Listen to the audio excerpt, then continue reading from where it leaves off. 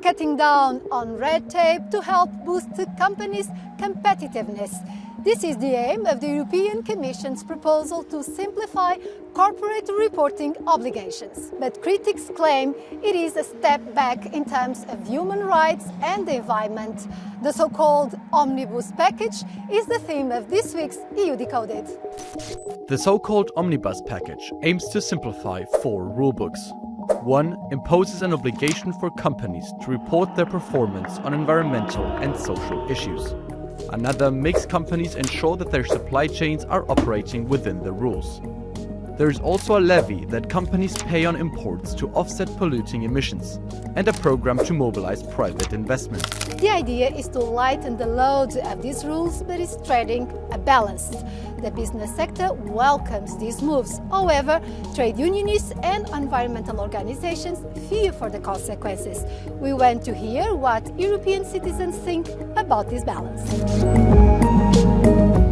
Siguen habiendo mucha falta de recursos y al final los funcionarios no dan abasto y tenemos muchos problemas con permisología, con respuestas, con audiencias, es bastante complicado, ¿no? Yo no creo que resten competitividad a la empresa. Cuando ya la gente está en una conciencia colectiva de que tenemos que preservar el medio ambiente, pues las cosas comienzan a caminar como deben ser. Depende del tiempo que te lleve. Es que muchas veces la burocracia se repite. Justificas lo mismo muchísimas veces. I just think that if companies are doing things that are detrimental to the environment, then the law should deal with it.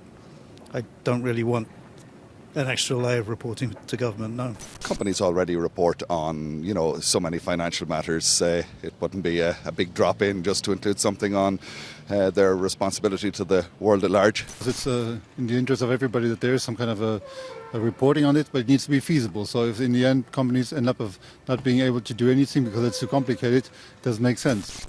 With us is Grégoire Laurie to help unpack a bit this omnibus package. To what extent is this proposal related to the new plan to increase European competitiveness? So competitiveness is the new motto from this Commission, as the Green Deal was the motto from the previous mandate from Ursula von der Leyen.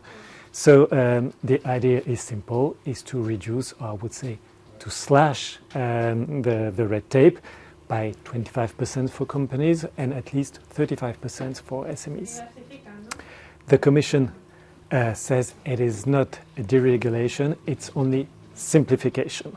You mentioned the Green Deal, and trade unionists and environmentalists speak of serious risks to that deal that aims to make the economy more sustainable and fair for workers. Why is that?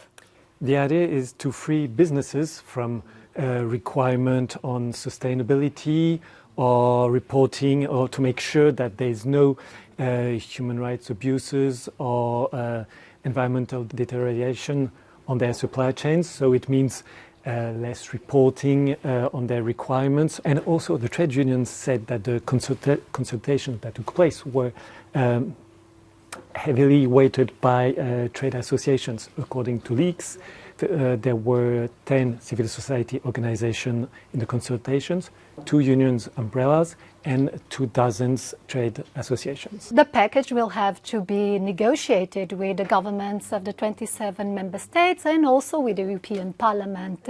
What is expected of these negotiations? On the paper, the EPP, which has pushed for this omnibus package, is the leader. I mean, it holds the Commission's presidency, it has the biggest group in the Parliament, and it has the most leaders at the European Council. However, the EPP, the centre-right, will need a majority. So with whom the EPP is going to get closer? Will it be with the radical right and far-right? Or will the EPP turn to its long alliance with the Social Democrats and Renew Europe? That's going to be the question. Only 1 in 5 companies would need to make environment reports. Checks on supply chains limited to the 10,000 largest companies. It claims 6.3 billion euros in annual admin costs would be saved, and that 50 billion euros in additional public-private investment would be mobilized.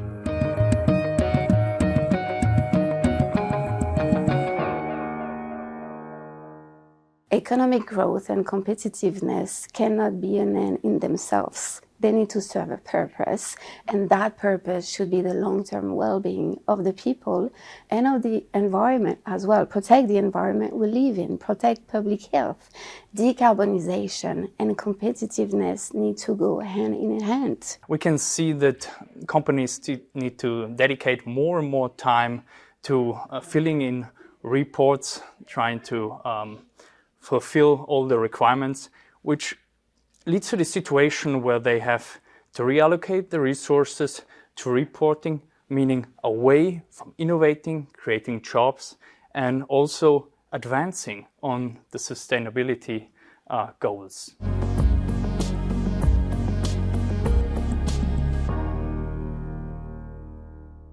The weakening of the due diligence requirement by imposing these requirements only for the direct suppliers, for example. That's really concerning because in a very significant number of cases, the harm happens beyond the EU. Around 80 to 90% of environmental and human rights abuses actually take place outside of the EU because of EU production. What they are doing is they have another look at the existing legislation, and what they are trying is they try to simplify it.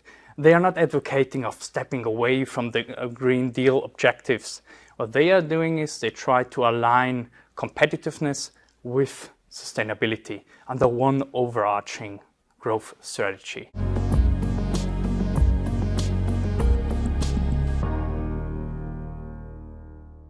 It's actually short-termism and not strategic at all in the long run.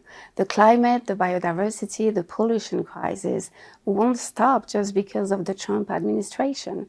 And so the EU should actually stick to its values, to its laws, to its principles. Of course, we have many other challenges as well, which we can also elaborate on, such as high energy costs and also the skills shortages.